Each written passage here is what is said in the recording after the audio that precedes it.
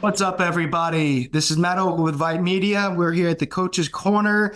Right now, I got a very special guest. Her name is Zora. She is the head volleyball coach at New Braunfels, the Unicorns. I talked to her about this right before. I think it's a very unique name, but I mean, you can't mistake it for anybody. They're making a name for themselves there.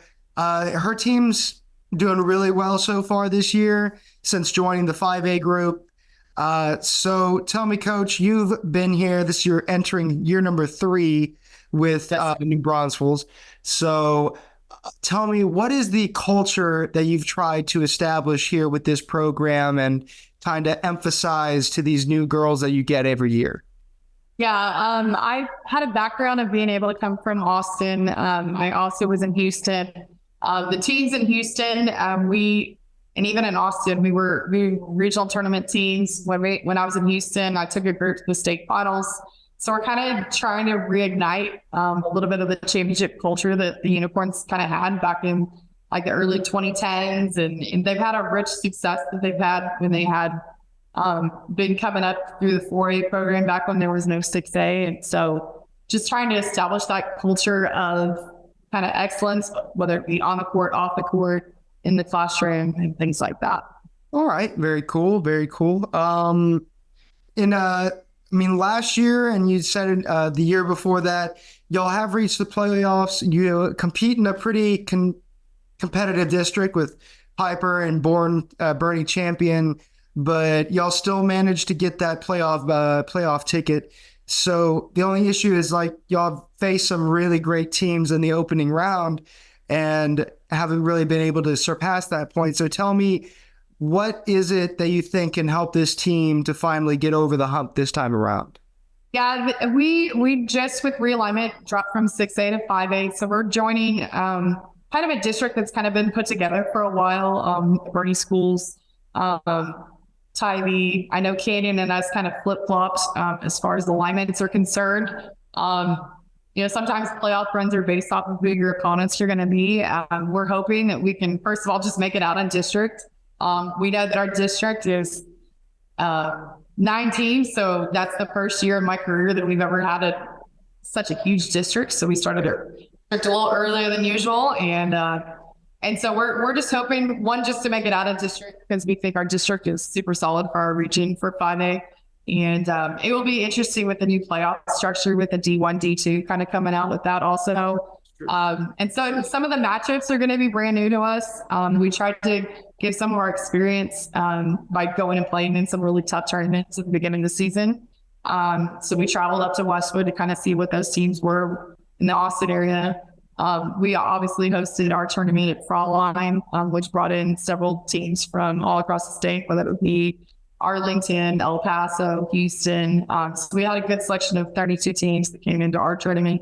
And then our final tournament, we actually went out to College Station and won a 32-team tournament out there. So going into that tournament, we gained a lot of confidence. And right now we're just trying to make it one game at a time in district and kind of seeing how the chips kind of fall with all that. But, one night at a time, since we kind of call that the SEC of volleyball in this area for 5A, just because every single night you got to prepare, and every day in practice you got to prepare for things. So we're just trying to work hard.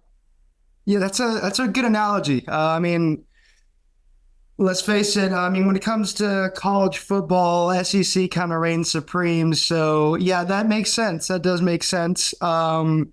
Talk about some of your stars. Who have been some of the players you've been able to lean on throughout this fall? Yeah, what's kind of been nice is we've had a balance, and we've really preached balance on our team.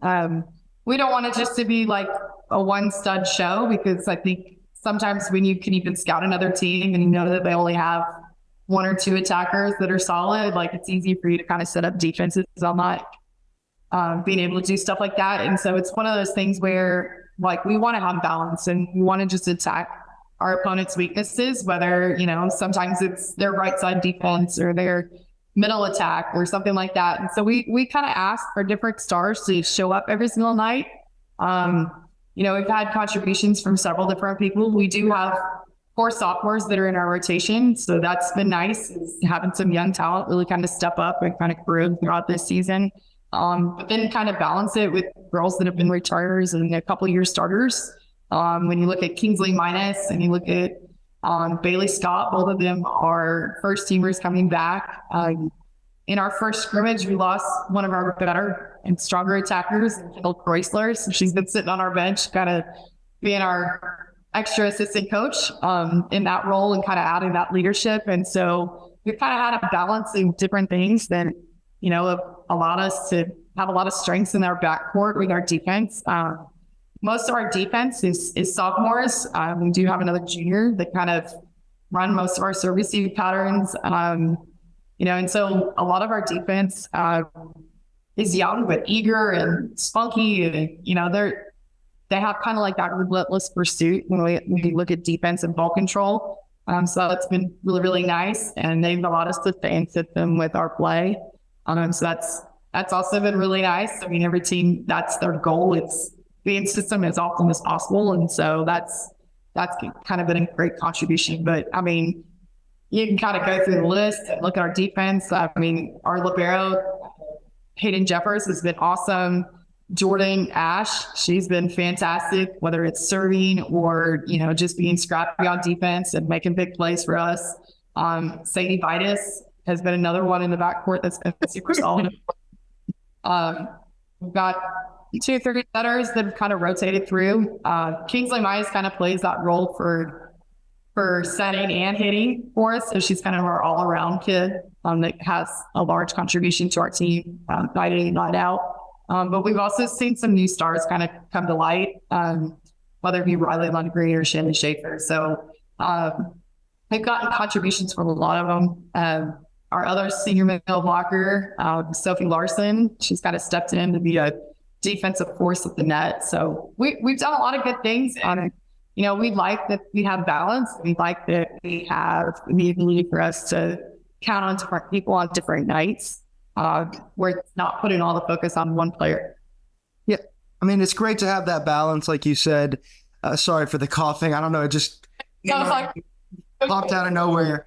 But yeah, it's like you said, I mean, it's a lot more difficult for opposing players or just opposing teams to plan for something like that. If you're able to spread out the wealth and also kind of keep it under wraps like y'all have.